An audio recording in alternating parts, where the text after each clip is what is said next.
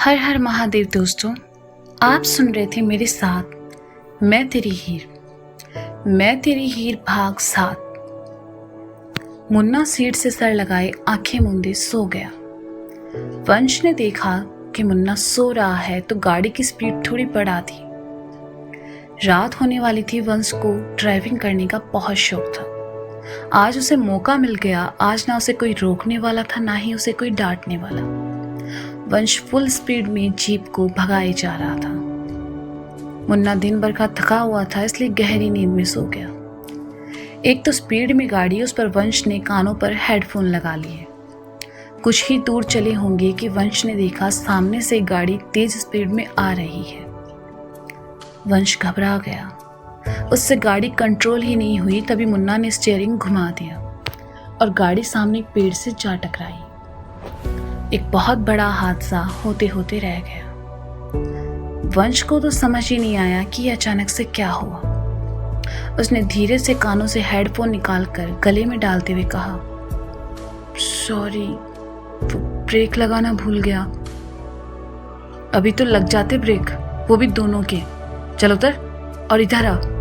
कहते हुए मुन्ना उतरकर ड्राइवर सीट पर आकर बैठ गया। वंश हक्का बक्का सा आकर सीट पर बैठा। मुन्ना ने गाड़ी को पीछे लिया। गनीमत था कि भारी नुकसान नहीं हुआ।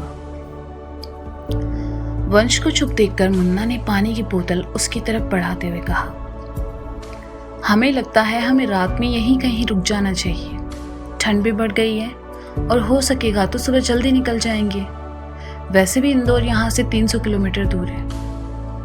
हाँ ठीक है, मुझे भी यही लगता है, वंश ने कहा, जो अभी भी डरा हुआ था। मुन्ना ने गाड़ी आगे बढ़ा दी। कुछ ही दूर एक ढाबा दिखाई दिया। मुन्ना ने उसी ढाबे के साइड में अपनी जीप लगा दी और वंश के साथ अंदर चला आया। रात के 11 बज रहे थे। ढाबे वाला ढाबे को बंद कर चुका था और अपनी जगह पर बैठकर अलसा रहा था। मुन्ना और वंश को देखते ही उसने कहा, ढाबा बंद हो चुका है बाबू। चचा, आप मुसाफिर हैं, काफ़ी लंबा सफ़र तय करके आए हैं और ठंड भी बहुत है। आज रात के लिए यहाँ ठहरने को जगह मिल जाती तो बड़ी कृपा होती, मुन्ना ने कहा। हाँ चचा, क्या है कि आगे भी हमें एक लंबा सफ़र तय करना है, इसलिए, वंश ने कहा। आदमी ने ढाबे से लगकर बने अपने घर को देखा, जहाँ उसकी पत्नी और बेटी रहती थी। इतनी जल्दी किसी अजनबी पर भरोसा कैसे कर ले, सोचकर ढाबे वाले ने कहा, तुम दोनों चाहो तो यहाँ रुक सकते हो, लेकिन यहीं ढाबे पर सोना पड़ेगा। हाँ ठीक है, धन्यवाद, मुन्ना ने कहा तो ढाबे वाले ने वहीं ढाबे में रखी मच्छिया की ओर इशारा कर दिया। मुन्ना और वंश आकर उस पर लेट गए। अंदर ठंड कम थी। कुछ देर बाद ढाबे वाला आया और एक कंबल उन दोनों को देकर कहा, ये लो, इसे ओढ़ लो, वरना सुबह तक कुल्फी जम जाएगी तुम दोनों की। शुक्रिया, मुन्ना ने कहा और कंबल वहीं रख ली। उसके बगल में लेटे हुए वंश ने कहा, सॉरी। किस लिए? मुन्ना ने भी उसके बगल में लेटे हुए छत को देखते हुए कहा, वो मुझे ध्यान से गाड़ी चलानी चाहिए थी, वंश ने अपनी गलती मानते हुए कहा। कोई बात नहीं, हो जाता है, आगे से थोड़ा ध्यान रखना। अभी सो जाओ, सुबह यहाँ से जल्दी निकलना है, मुन्ना ने कहा और आंखें मूंद ली। वंश भी खुशी खुशी सो गया। सुबह के 5 बजे मुन्ना की आंखें खुली। इस वक्त ठंड रात से भी ज्यादा थी। ढाबे वाले ने देखा तो उन दोनों के लिए चाय ले आया और कहा, इस वक्त ठंड ज्यादा हो जाती है, खुला इलाका है ना, इसलिए ये लो, चाय पी लो। मुन्ना ने हाथ मुंह धोए और वंश को भी उठा दिया। चाय पीकर मुन्ना ढाबे वाले के पास आया और उसे कुछ पैसे देने लगा तो ढाबे वाले ने कहा, ना ना बाबू, इनकी ज़रूरत नहीं है। देखने में आप दोनों अच्छे घर के लगते हैं, आप दोनों की मदद की, हमें अच्छा लगा। मुन्ना ने देखा आज भी ऐसे लोग इस दुनिया में हैं जो बिना किसी स्वार्थ के सेवा करने में विश्वास रखते थे। मुन्ना मुस्कुराया और उन पैसों को काउंटर पर रखते हुए कहा, ये पैसे हम आपके आत्मसम्मान को कम करने के लिए नहीं दे रहे। इन पैसों से आप अपने ढाबे की छत सही करवा लेना। आदमी ने सुना तो हैरानी से मुन्ना को देखने लगा। आज से पहले किसी ने उससे इस तरह से बात नहीं की। आदमी ने खामोशी से पैसे उठाकर रख दिए और कहा, जाने से पहले कुछ खाकर जाइए बाबू, हम अभी बनवा देते हैं। कहते हुए आदमी अपने घर की तरफ देखकर आवाज देता है, ए सुने ना, बाबू लोगों के लिए कुछ खाने को ले आओ जरा। मुन्ना वहां से वापस वंश की तरफ चला आया और कहा, कितना भला आदमी है। तुम्हें तो हर आदमी भला लगता है मुन्ना, तुम्हारी आंखों में ना प्रॉब्लम है, बनारस जाकर चेक करवाना। वंश ने ऊँघते हुए कहा। सुबह सुबह तुम्हारा मूड क्यों उखड़ा है? मुन्ना ने कहा, ऐसी जगह रात गुजारनी पड़े तो मूड तो खराब होगा ना यार मुन्ना, अच्छा खासा चलते किसी 5 स्टार होटल में। वंश ने छिड़ते हुए कहा, ऐसी जगह पर ये ढाबा मिल गया वही बहुत बड़ी बात है। मुन्ना ने कहा। तभी ढाबे वाले की लड़की ने आकर कहा, ये कहाँ रखें? लाओ हमें दे दो। कहते हुए मुन्ना ने उसके हाथ से प्लेटें ली और एक वंश की तरफ बढ़ा दी, दूसरी खुद लेकर खाने लगा। वंश ने देखा प्लेट में चटनी के साथ सिर्फ एक पराठा है जिस पर मक्खन भी नहीं लगा। वंश ने लड़की की तरफ देखा और कहा, बटर नहीं है क्या? मतलब? लड़की ने कहा, जो कि ज्यादा पढ़ी लिखी नहीं दिखाई दे रही थी। मुन्ना ने सुना तो अपनी कोहनी वंश को मारते हुए कहा, जो मिल रहा है चुपचाप खा लो। बहन आप जाओ। मुन्ना के कहने पर लड़की वहां से चली गई। नाश्ता करने के बाद मुन्ना ने घड़ी में देखा जो कि सुबह के 6 बजा रही थी। इंदौर अभी दूर था। मुन्ना और वंश दोनों जीप में आ बैठे और वहां से इंदौर के लिए निकल गए। Indian institute of management, Indore. Munna की जीप आकर कॉलेज के अंदर रुकी। उसने जीप साइड में लगाई। वंश नीचे उतरा और चारों ओर नजरें घुमाई। लड़के लड़कियां कॉलेज में घूम रहे थे, कुछ साथ बैठकर पढ़ाई कर रहे थे। कुछ लड़कियों ने बहुत शॉर्ट ड्रेसेस पहने थे और सभी बहुत अच्छी लग रही थी। किसी को किसी से कोई मतलब नहीं। वंश तो उन सबको देखकर ही खुश हो रहा था। वह भी तो ऐसी ही जिंदगी जीना चाहता था, बिंदास। वंश ख्यालों में खोया हुआ था कि मुन्ना ने आकर कहा, तुम चलकर काशी से मिलो, हम आते हैं। वंश को और क्या चाहिए था, वह खुशी खुशी आगे बढ़ गया। भीड़ में कई बार लड़कियों से अपना कंधा टकराया। वंश मुस्कुराते हुए कॉरिडोर की तरफ चला गया। इतने लंबे सफर के बाद जीप का इंजन थोड़ा गर्म पड़ चुका था। मुन्ना उसे ही सही करने के लिए रुक गया। जब सब ठीक करके मुन्ना बाहर आया, उसका फोन बजा। देखा फोन घर से है। मुन्ना फोन कान से लगाकर बात करने लगा। बात करते हुए वह जैसे ही पलटा, उसके पास से एक लड़की गुजरी। मुन्ना उसका चेहरा नहीं देख पाया। सफेद रंग का चूड़ीदार सूट पहने, खुले बाल जो कमर तक लहरा रहे थे। मुन्ना कुछ समझ पाता इससे पहले ही हवा की वजह से लड़की के कंधे पर रखा दुपट्टा मुन्ना के चेहरे पर आ गिरा। ठंडी हवाएं चल रही थी और मुन्ना को छूकर गुजर रही थी। उसने और लड़की ने दुपट्टा लेने के लिए एक साथ अपने अपने हाथों को बढ़ाया। दोनों की उंगलियां एक दूसरे को छूकर गुजरी। एक खूबसूरत एहसास मुन्ना को अंदर तक छू गया। जैसे ही लड़की ने अपना दुपट्टा मुन्ना के चेहरे से हटाया, मुन्ना को उसकी बड़ी बड़ी आंखें नजर आई। वही आंखें जो अक्सर मुन्ना को घाट पर बैठकर ख्यालों में दिखाई देती थी। मुन्ना एकटक उसे देखता रहा। लड़की ने अपना दुपट्टा मुन्ना के चेहरे से हटाया तो वह आकर जैकेट की चैन में उलझ गया। परेशान सी लड़की उसे निकालने लगी और ऐसा करते हुए वह मुन्ना के थोड़ा करीब भी आ गई। वह लगातार अपने होठों से कुछ बड़बड़ाई जा रही थी जो कि मुन्ना को सुनाई नहीं दे रहा था। आंखों से हटकर उसकी नजरें लड़की के सुर्ख होठों पर जा रुकी। सांचे में ढले खूबसूरत होठ जिन पर लिपस्टिक लगी हुई थी। मुन्ना के कानों में इस वक्त कोई प्यारी सी धुन सुनाई दे रही थी। आज से पहले उसके साथ ये कभी नहीं हुआ था। वह ना कुछ बोल पा रहा था, ना ही कुछ कर पा रहा था।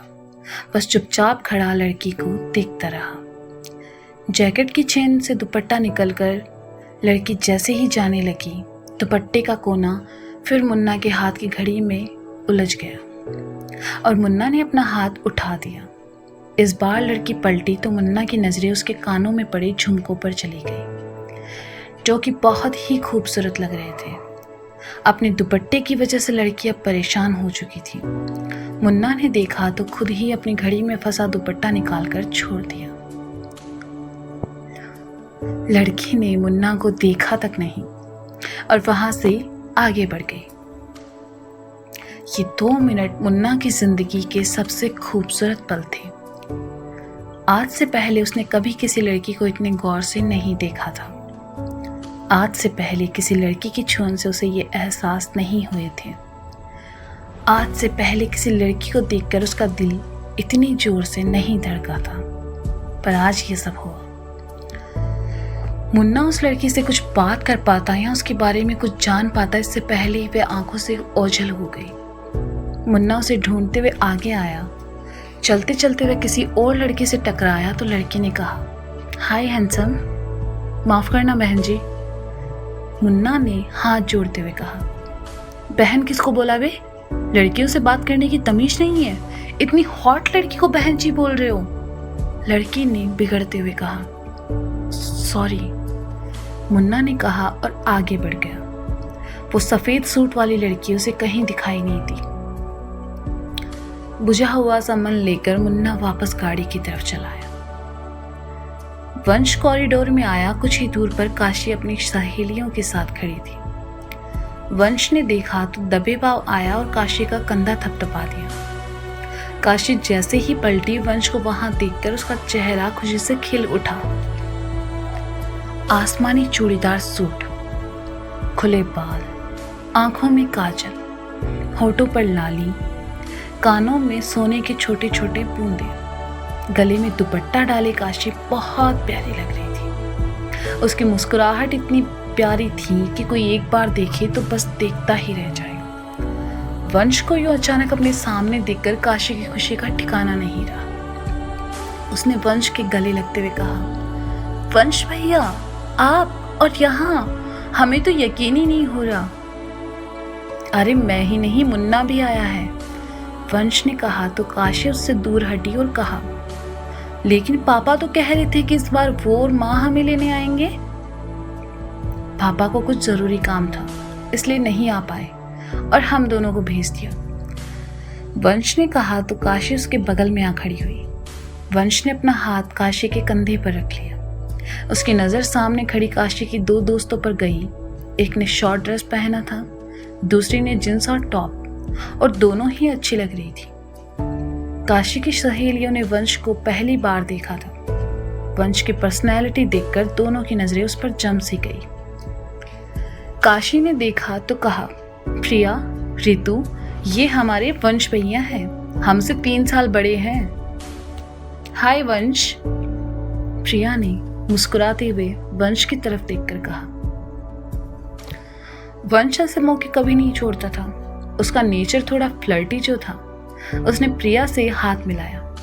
रितु कहाँ पीछे हटने वाली थी। उसने भी वंश से हाथ मिलाया, पर कुछ ज्यादा ही नजाकत के साथ। कुछ देर इधर उधर की बातों के बाद वंश ने कहा, काशी चले, मुन्ना बाहर वेट कर रहा है। हाँ भैया, वो हमारी एक दोस्त आ जाए, हमारी कुछ किताबें हैं उसके पास, वो ले ले फिर चलते हैं। पता नहीं कहाँ रह गई ये लड़की, काशी ने कहा और इधर उधर देखने लगी।